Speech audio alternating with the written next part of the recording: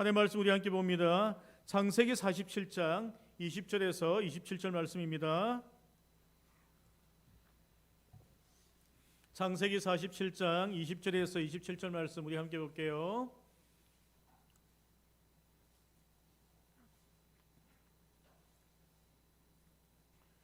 한 절씩 이렇게 돌아가면서 교독하도록 하겠습니다. 20절 제가 먼저 읽을게요. 그러므로 요셉이 애굽의 모든 토지를 다 사서 바로에게 바치니 애굽의 모든 사람들이 기근에 시달려 각기 토지를 팔았음이라. 땅이 바로의 소유가 되니라.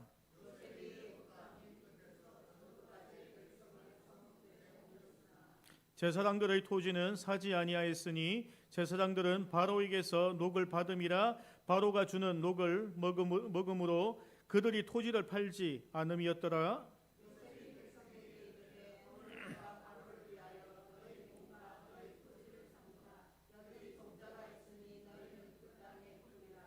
추수의 5분의 1을 바로에게 상납하고 5분의 4는 너희가 가져서 토지의 종자로도 삼고 너희의 양식으로도 삼고 너희 가족과 어린아이의 양식으로도 삼으라.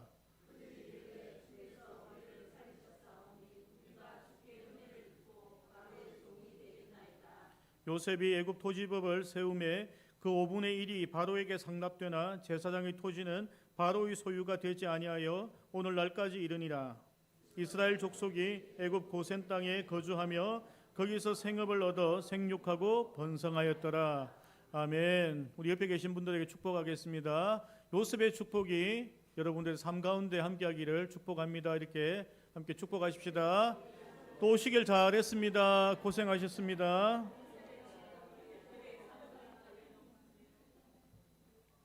하는 길을 좀 끝까지 하시지. 뭐 축복이 가다가 멈추겠습니다. 예. 끝까지 큰 소리로. 예. 하나님께서 우리에게 말씀을 하실 때에 또 이렇게 살아라 저렇게 살아라 말씀하실 때 뭐 믿음으로 살아라 말씀도 했지만 게으른 자여 개미에게 배우라 이런 말씀도 하셨고 또 거룩하게 살아라 또 뱀처럼 지혜로워라 이런 다양한 말씀들을 우리 삶 가운데 교훈하셨던 것을 봅니다. 오늘 요셉을 통하여 우리가 교훈하고 싶은 것은 하나님께서 늘 요셉과 동행했다라는 것과 또한 형통하게 하셨다라는 것과 요셉이 가지고 있었던 지혜를 우리가 함께 배워보려고 합니다.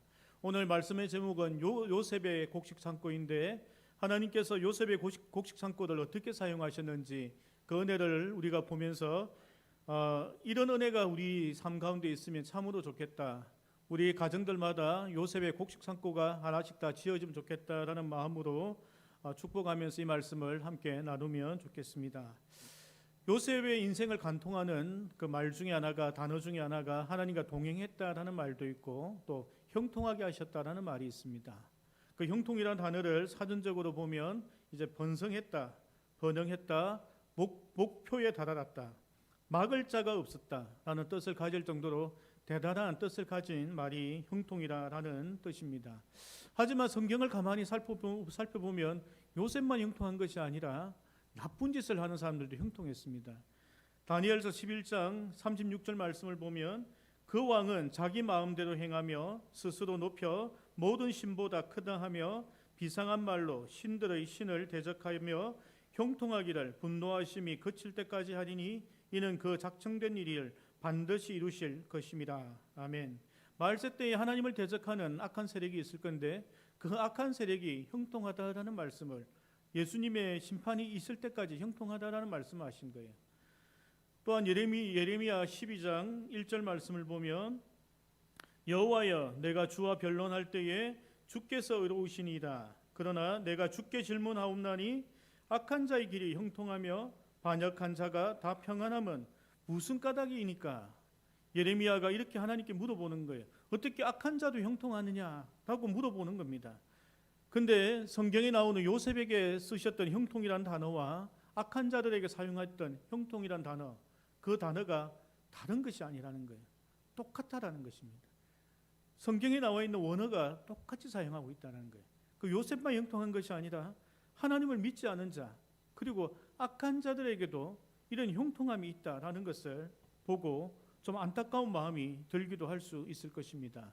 우리가 하나님을 믿는다고 내가 시작하였는데 하나님을 잘 믿는 것 같은데도 내 인생은 오히려 꼬이는 것 같고 힘든 것 같고 믿지 않는 자들이 더 잘 사는 것 같은 이런 생각이 들 때도 있을 줄로 생각됩니다. 좋은 의도로 우리가 개척하여 교회를 해도 85%의 교회들이 자립을 하지 못하고 힘든 가운데 있는 것도 봅니다. 아니, 하나님의 교회를 하려고 하는데 왜 하나님께서 형통하게 하지 않고 믿지 않는 자들이 더 형통한 것처럼 보일 때가 있다라는 것입니다. 그런데요, 하나님께서 주시는 형통은 다른 형통들이 더 있다라는 것을 우리가 알아야 합니다. 우리가 이러한 형통을 이해하지 못하면 우리는 형통이라는 것을 그냥 다른 사람과 비교하면서 형통에 대하여 오해하게도 하고 다른 사람을 부러워하면서 하나님을 원망할 수도 있다라는 것입니다. 형통에도 품격이 있다라는 것입니다. 형통도 품격이 있다라는 것입니다. 오늘 47장 읽지는 않았지만 6절 7절 말씀을 보면요, 바로 왕과 야곱이 만나게 됩니다. 그래서 6절 말씀을 보면 애굽 땅이 내 앞에 있으니 땅의 좋은 곳에 내 아버지와 내 형들이 거주하게 하되 그들이 고센 땅에 거주하고 그들 중에 능력 있는 자가 있거든 그들로 내 가축을 관리하게 하라. 7절 말씀에 보면 요셉이 자기 아버지 야곱을 인도하여 바로 앞에 서게 하니 야곱이 바로에게 축복하며, 야곱이 바로 왕을 보자마자 왕을 축복했다라는 겁니다. 10절 말씀에 야곱이 바로하고 헤어질 때도 야곱이 바로에게 축복하고 그 앞에서 나오니라. 아멘. 여러분 형편을 보십시오. 바로가 형편이 나은 것 같아요? 야곱이 나은 것 같아요? 바로가 낫죠. 백배 천배 낫죠. 야곱은 그냥 곡식을 먹을 게 없어서 이집트에 곡식 좀 구러온 그러한 노인네인 거예요. 그런데 어떻게 야곱이 바로를 축복합니까? 바로가 와서 딱 보니까, 바로 얼굴을 딱 보니까 기름기가 잘잘 흐르는 게, 아이고 내 아들 요셉 아니었으면 저 녀석 얼굴이 기름기가 안 흐르고 거지처럼 살아갈 건데, 이런 생각 안 했겠습니까? 바로 권세 저거 아무것도 아니네. 내 아들 요셉 아니었으면 하나님께서 그냥 가뭄 7년 주니까 어떻게 할지 해야 될지 몰라가지고 우리 아들 요셉한테 의지하니까 저에 살고 있네. 하나님, 크신 하나님을 보는 거예요. 크신 하나님을 보는 거예요. 하나님의 말씀으로 살아가는 자기 아들 요셉을 통하여 이집트에 임하는 축복을 본 거예요. 그러니까 바로 왕을 자기가 축복해야겠다는 마음이 드는 거예요. 하나님께서 아브라함을 부르시면서 하셨던 말씀이 있거든요. 너는 축복의 통로가 될 것이다. 그 약속의 말씀을 받은 백성 속에서 일어나는 이 일들을 보면서 바로가 세계 최강대국, 지금 가장 잘 살고 있는 그 왕을 보면서 축복을 하는 거예요. 형통하라는 게 이런 거예요. 지금 보면은 바로 왕이 형통한 것 같지만 앞으로 주어질 놀라운 축복을 받은 그 야곱의 삶이 더 형통하다는 거예요. 우리가 히브리서를 통하여 계속 보는 것이 무엇입니까? 앞으로 하나님께 주실 그 큰 상급, 그것을 꿈꾸는 자가 하나님 앞에서 놀라운 은혜를, 믿음의 길을, 언약의 백성으로 살아간다는 그 사람들이 상속자로서의 그 축복을 누리면서 당당하게 이 땅에 살아갈 수 있다는 것을 배운다는 것입니다. 여러분, 이방인들이, 하나님 믿지 않는 자들이, 정말 악한 자들이 형통한 것처럼 보이는 것, 그것은 우리가 물질의 포커스를 가지면 그럴 수 있는 거예요. 물질적으로 형통하다라고 생각되니까 잘 되는 것처럼 우리가 착각을 한다라는 것입니다. 하나님께서 우리에게 주시는 축복이라는 것은 단순히 물질만 있는 것이 아니라는 것입니다.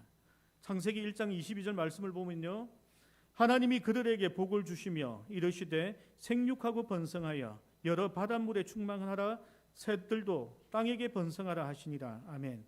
하나님께서 동물들에게도 복을 주셨어요. 동물들에게 물질의 축복 주셨습니까? 건강의 축복 주셨습니까? 자녀 잘 되는 축복 주셨습니까? 그런 복이 아닌 거예요. 하나님께서 동물들에게는 동물들에게 맞는 복을 주시는 거예요. 또 2장 3절 말씀을 봅니다. 다 같이 한번 읽어볼까요? 시작.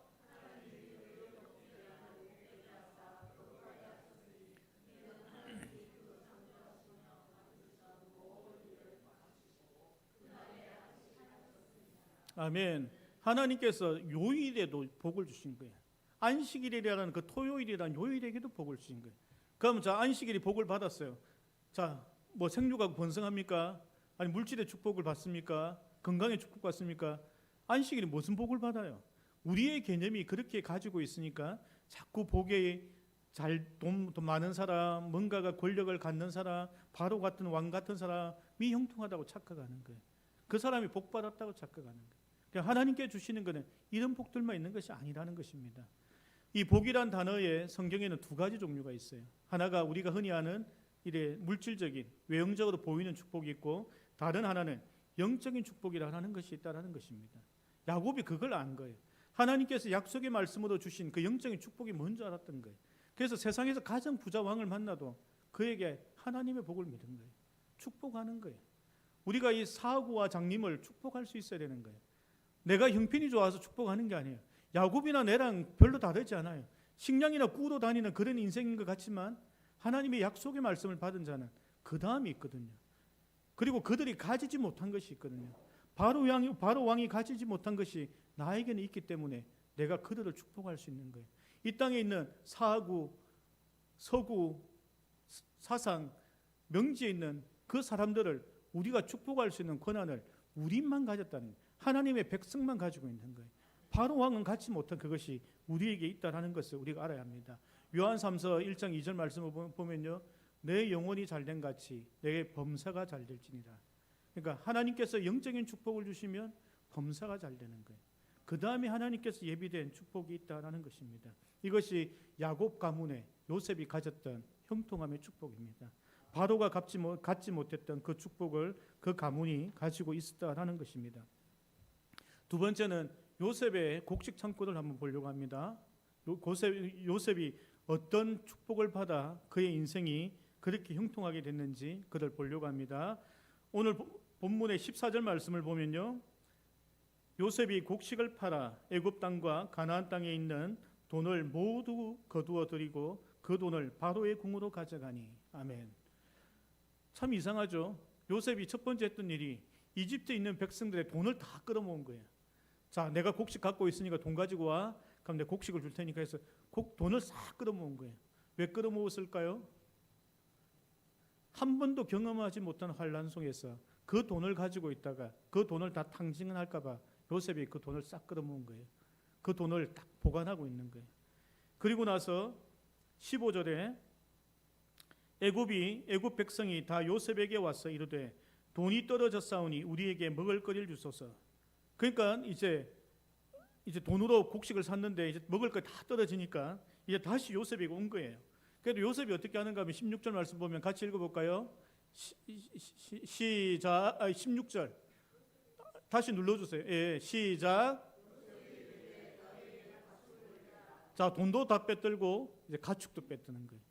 이런 7년 가뭄이 있을 때에 이 가축을 잘못 다루게 되면, 가축을 잡아먹거나 다 죽게 되면 어떻게 됩니까? 7년 후에 풍년의 하나님께 주실 수 있는 때가 옵니다. 이제 농사 지으면 농사가 풍년이 되고 가축을 키우면 가축이 엄청나게 잘 될 때가 있어요. 그런데 가축도 없고 곡식도 없으면 그건 어떻게 됩니까? 하나님 주신 은혜를 받을 수가 없는 거예요. 이제는 젖과 꿀이 흐르고 나일강이 범람하여 농사가 잘 되는데 아무것도 없네요. 돈도 없어요. 가축도 없어요. 곡식도 없어요. 아무것도 할 수 없는 거예요. 그러니까 요셉이 다 끌어모으는 거예요. 18절 말씀 보니까 주께 낼 것이 아무것도 남지 아니하고 우리 몸과 토지뿐이라. 이제 돈 되고요, 가축 되고 아무것도 없으니까 내 몸뚱아리라도 줄 테니까 어떻게 해보라는 거예요. 그런 고백을 하는 거예요. 그 이제는 요셉하고, 노예로 있던 요셉하고 이집트 백성하고 똑같은 레벨이 된 거예요. 아무것도 없고 몸뚱아리만 남아서 이 몸을 누군가에 의탁해야 되는 그런 상황이 됐다라는 거예요. 그리고 나니까 19절에 이제 요셉이 어떻게 이집트 백성들이 어떻게 하는가 하면 우리가 토지와 함께 바로의 종이 되리니, 이집트 백성 모두가 바로의 종이 되겠다라고 이야기합니다. 그때 이제 20절에 요셉이 이야기하는데요. 20절 있습니까? 우리 같이 읽어봅니다. 시작. 그러므로 요셉이 애굽의 모든 토지를 다 사서 바로에게 바치니 애굽의 모든 사람들이 기근에 시달려 각기 토지를 팔았음이라. 아멘. 요셉이 모든 재산을 다 걷어서 바로에게 줬어요. 이상하죠? 아니, 바로 잘 살게 하려고 백성들 곡식을 거두었나 생각할 수 있지만, 여러분, 재산은 소유자가 그 재산에 의미가 있는, 특권을 가진 것이 의미가 있는 것이 아니고 누가 사용하느냐가 의미가 있는 거예요. 여러분, 남편이 열심히 돈을 벌어와서 남편 통장에 딱 월급이 들어왔습니다. 아내가 당신은 50만 원만 쓰세요. 그럼 월급이 들어와도 50만 원만 남편 거예요. 나머지 누구 겁니까? 쓰는 사람 건 거예요. 은행이 쓰면 은행 끄고 아내가 쓰면 아내 건 거예요. 누가 가지고 있는 거가 중요한 것이 아니고 누가 사용하느냐가 중요하다는 것입니다. 그러니까 아무리 바로 왕 궁궐에 창고가 많이 넘치고 해도 누가 사용하느냐가 중요하다는 거예요. 하나님께서 바로 왕에게 맡겨둔 거예요. 요셉을 통해 바로 왕이 계속 맡겨두고 있는 거예요. 바로 왕은 군사로 안전하게 지켜주는 거예요. 하나님께서 그 통장을 쓰기 시작하시는 거예요. 나의 통장에 얼마가 들어오는지가 중요한 게 아니고 하나님께서 나의 통장을 얼마나 사용하시느냐가 중요하다는 것입니다. 부어주시는 은혜를 경험한 사람이 이런 거예요. 막 뭐가 잘 돼서 계속 재물이 들어오는 거예요. 하나님께서 막 쓰시는 거예요. 막 쓰는데 내 집이 바뀌는 거예요. 내 집이 큰 집으로 이사가지고 차가 바뀌고 막 그러는 거예요. 근데 정신없이 쓰는 게 하나님도 쓰시고 나도 쓰고 계속 들어오고 쓰고 그것이 부어주는 은혜를 경험한 사람들의 삶이 그런 간증인 거예요. 하나님께서 그런 은혜를 우리에게 주시길 축복합니다. 여러분, 아나니와 삽비라를 보세요. 신약 성경에. 그들은 하나님께 자기 재산을 반이나 엄청나게 많은 헌금을 드리고도 그들은 하나님께 벌을 받게 됩니다. 왜입니까? 자기의 머리로 계산했거든요. 하나님께 사용하시는 건 요만큼, 그 나머지는 내가 쓰고 계산을 했거든요. 하나님도 계산을 한 거예요. 너의 생명에 대한 계산을 하신 거예요. 그런데 하나님께 계산하지 않는 인생은 들어오고 나가는 걸 알지 못하는데 나는 계속 부자가 되고 있는 거예요. 그게 지금 이렇게 되어지고 있는 거예요. 근데 요셉은 그것을 재물을 모으는 것만에 집중한 것이 아니고 이 재물을 어떻게 써야 할지 하나님의 지혜로 그거를 사용하기 시작합니다. 24절 말씀에 보면 추수의 5분의 1을 바로에게 상납하고 5분의 4는 너희가 가져가서 토지의 종자로도 삼고 너희의 양식으로도 삼고 너희 가족과 어린아이의 양식으로도 삼으라. 아멘. 세금을 20%만 내게 했어요. 고레라는 나라가 망할 때에 80%를 세금을 내게 해서 그 나라가 망하게 됩니다. 20%를 내라 한 건요 정말 조금 내는 거예요. 근데 바로가 다 군사를 보호해주고 인프라 다 구축해주고 농사 지을 수 있도록 다 해주고 20%만 내면 되는 거예요. 그리고 요셉이 뭐라고 합니까? 80%는 너와 너 아이들 위해 쓰라는 거예요. 그것이 요셉이 만든 법이라는 거예요. 26절과 27절 말씀 보면요, 요셉이 애굽의 토지법을 세우며 그 5분의 1을 바로에게 상납되나 제사장의 토지는 바로의 소유가 되지 아니하여 오늘날까지 이르니니. 27절 같이 읽겠습니다.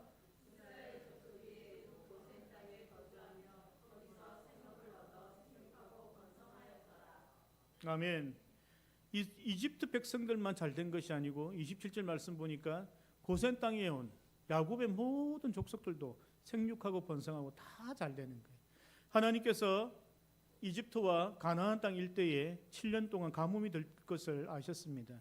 요셉을 그 땅에 보내셔서 준비하게 하셨습니다. 그리고 나서 풍년이 되는 7년 동안에 곡식을 모으게 하셨고 그 다음에 가뭄 7년 동안에 그걸로 사업을 해서 잘되게 하신 것이 아니고 사람들을 살리는 준비를 하신 거예요. 그 땅에 사는 모든 백성들을 먹여 살리시면서 7년의 가뭄이 끝나면 그 다음에 있을 일까지 요셉은 생각하고 그 모든 백성들을 먹이고 준비를 했다는 것입니다. 요셉은요 이 일을 하고 나서 몇 년 동안 총리를 한 줄 아세요? 죽을 때까지 했어요. 죽을 때까지. 무려 70년. 왕이 3번 바뀌는 동안 그는 총리를 했다는 것입니다. 이 왕이 죽으면서 자기 아들이 유언하기로 요셉을 아버지로 모시라. 그 다음 요셉이 아버지가 된 거예요. 그리고 요셉이 또 총리가 돼서 다스리는 거예요. 그 다음에 왕이 죽고 나니까 요셉이 너희 아버지다. 요셉을 또 맡기는 거예요. 그런 인생이 됐다는 거예요. 요셉이 단순히 그냥 내 인생만 잘 되고 내 인생은 풍성한 게 한 것이 아니라는 거예요. 그 하나님 주시는 풍성한 은혜를 가지고 그 땅에 있는 모든 사람들을 먹여 살리고 그 사람들이 윤택하게 했다는 거예요. 그런데 출애굽기를 보니까 요셉을 기억 못했다라는 것은 그 이집트 그 자손들이 얼마나 큰 잘못을 했는지 우리가 알 수 있는 거예요. 그러니까 하나님께 계산해서 심판을 임하게 하셨다는 것입니다. 여러분 오늘 성경 읽었는데 요셉의 창고가 있었습니까? 없죠. 요셉은 창고가 없었어요. 바로의 창고를 이용한 거예요. 하나님께서 바로의 창고를 이용해 있어서 요셉 보고 마음껏 쓰게 하신 거예요. 하나님께서 우리를 사용하신다는 이런 것입니다. 우리가 청지기의 삶을 산다는 이런 것입니다. 하나님께서 우리를 채우시고 우리를 통하여 사용하시는 거예요. 통장은 내 이름으로 돼 있는데 내가 쓰는 게 아니고 하나님이 쓰는 거예요. 그게 축복인 줄 믿으십시오. 육신은 내 육신인데 하나님께서 내 육신을 쓰는 것이 그것이 축복인 줄 믿으십시오. 입은 내 입인데 하나님께서 내 입을 통하여 기도하게 하시고 축복하게 하시고 말씀을 전하게 하시는 것, 그게 축복인 거예요. 내가 쓰는 것이 아니고 하나님께서 사용하시는 것, 그것이 축복이라는 것입니다. 오늘 말씀을 정리하고 맺습니다. 요셉의 창고는 나를 위해서 쌓아두는 창고가 아니었습니다. 만백성을 구원하는 창고였습니다. 그리고 하나님께서 자신의 뜻대로 마음껏 사용할 수 있는 창고였던 것입니다. 이러한 창고를 각 가정마다 하나씩 있길 축복합니다. 이런 통장들 하나 있으면 좋을 것 같아요.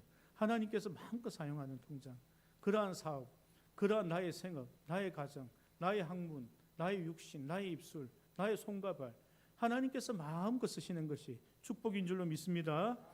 특별히 오늘 여기 오신 이 자리에 오신 하나님의 백성들에게 이렇게 축복합니다. 요셉이 누렸던 축복이 함께하기를 축복합니다. 요셉이 가졌던 지혜를 가지시기를 축복합니다. 요셉이 세상을 구원했던 것처럼 세상을 먹이는 우리 가정, 우리 가문, 우리 교회 될 수 있도록 하나님의 이름으로 축복합니다. 우리 같이 기도하며 나아가십시오.